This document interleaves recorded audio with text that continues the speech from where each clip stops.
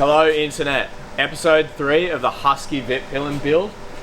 Last ep we ran through most of the fabrication on the exhaust. Dylan's going to be putting the V-band connector on that this ep, and then that'll be 100% done.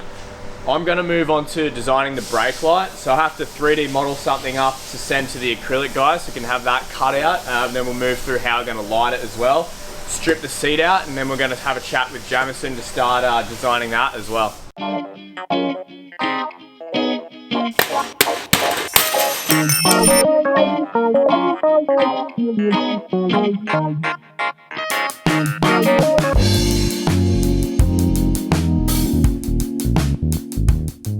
So you remember in episode 1 I went through and folded up a little sheet metal box for our tail light here. Sat it on the bike and been working around it for a little while. It takes me a bit of time to decide on this sort of stuff, but what we've landed on is I'm going to do like a backlit acrylic tail light. So in the back of this box we'll be putting some LEDs, but then protruding through the front here we're going to get a section of red acrylic made up, and we'll probably like either hydroblast it or bead blast it just so it sort of like refracts the light. So it'll be like a weird matte finish, but from the rear you'll see this sort of like weird square shape. I mucked around with a few different designs like triangles and all this weird stuff, but I think in the end simplicity is going to win. So what I'll do now is I've sketched up my design. It's been sitting there for a little while. I like it. I'll measure it up, chuck it in our little job book, and then I'll take it onto my laptop, design it up, and then I can send the acrylic guys the files, and he'll sort of give me a bit of advice on which way to go about making it, whether it be out of 4 separate pieces or just cut out of one big block. I don't know. So we'll get that file set up today, send it off to him, and then in a couple of weeks we should be able to cut this out and fit it in with the lighting. I am just cleaning up this swing arm we got back from powder coat. So I'm just cleaning up that, getting all the tape marks out of it, chuck it back on the bot.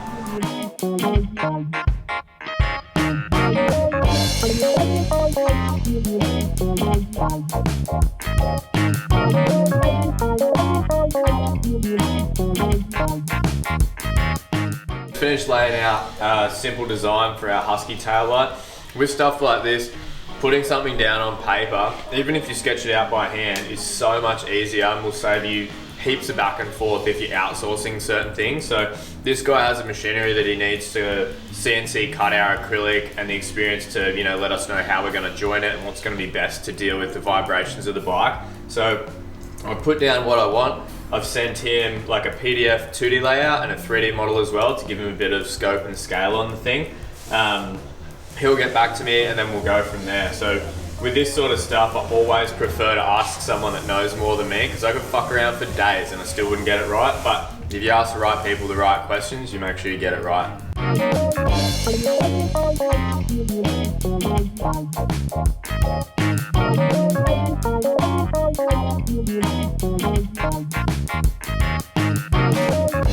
So with the direction that this project's taking, it's starting to lean into this more like weird motard sort of setup bike. So initially I was thinking to reshape the seat with a little bit more of a hump on the back, but it's not really speaking to me right now. So what I think I'm gonna do is, so we can keep it nice and simple, we won't have to build our own seat pan, I'll strip the cover off this.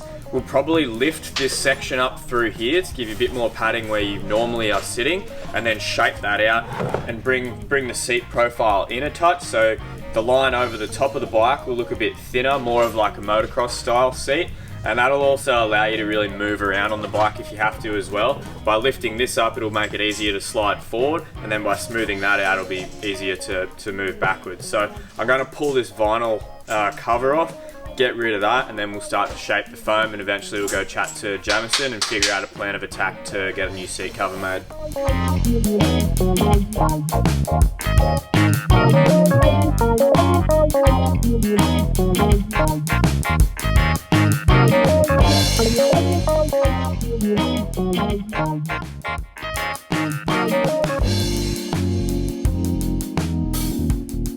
So I've just taken our initial cut off the seat and finished it back, giving us that flat line. the seat is still on a little bit of a downward slope. So what we'll do is bring this up about 25 mil at the front here, meeting up with this, so you don't have quite as much of a big lip there, which will allow you to sort of slide forward, and then we'll sort of taper that off towards the back, so we've got like a nice flat line over the seat. Already you can see with these small adjustments we did, we've already sort of changed the whole profile of the bike. So from here, although we'll lift the top line of the seat, it'll also allow us to bring it in a little bit thinner. With this sort of stuff, like a comfortable seat's not always about having a big flat area to sit on. It's more often making the contours right on the seat so it's comfortable for the sort of riding style that you're doing and the position in which you sit in. So with this one, making it a little bit thinner but giving yourself a bit more foam, it's not going to impact the comfort on it at all.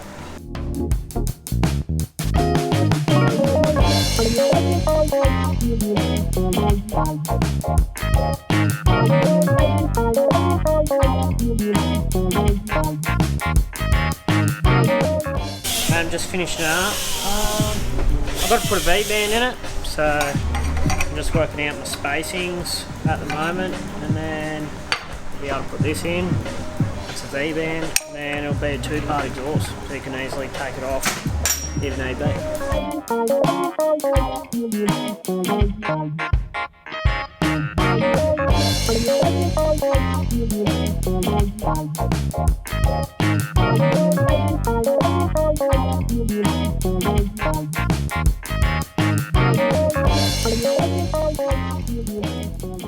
Alright, so pushing on with episode 3 on the Husky 401 build. We've all but finished our fabrication work. We've got the seat shaped, the powder coating is back on, exhaust is done. We're going to start to push into the pointy end of the design phase. So I've got my mate Josh from Ride Design Co coming down.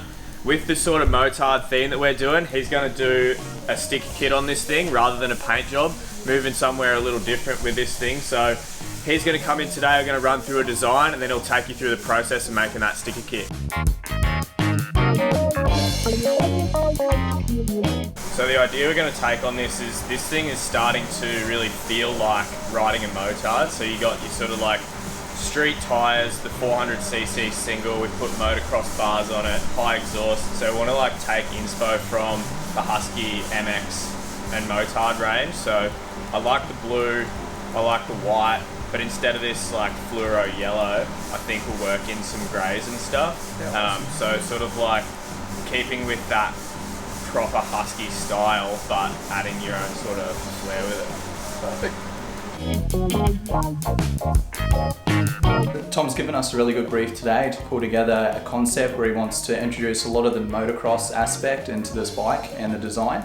So we're going to take a lot of his colorways and the logos that he wants shown on the bike and pull together a concept.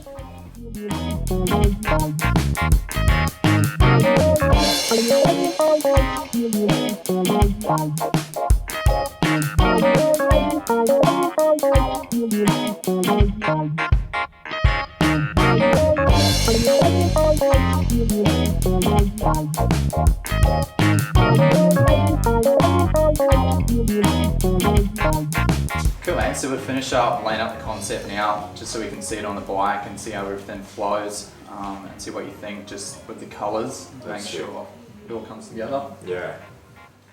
I like the blues and greys. I think it's going to work really well. Especially once we get rid of these other little yellow bits, I'll have them paint matched. But Yeah, nice. The neon yellow. yeah, get rid of it.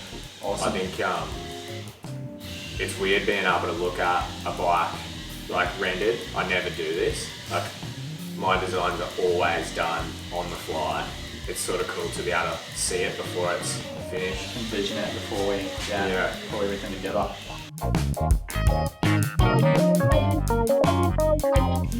So we got a lot happened in this episode 3 between the sticker kit, the seat going on, and the brake light being fabricated. Starting to get a lot of the other professionals involved in helping me finish this thing in and tie it all together.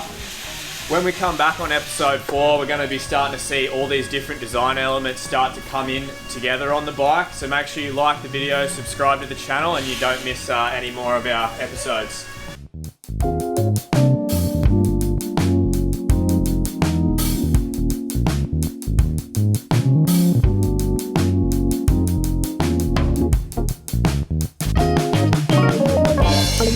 Bye.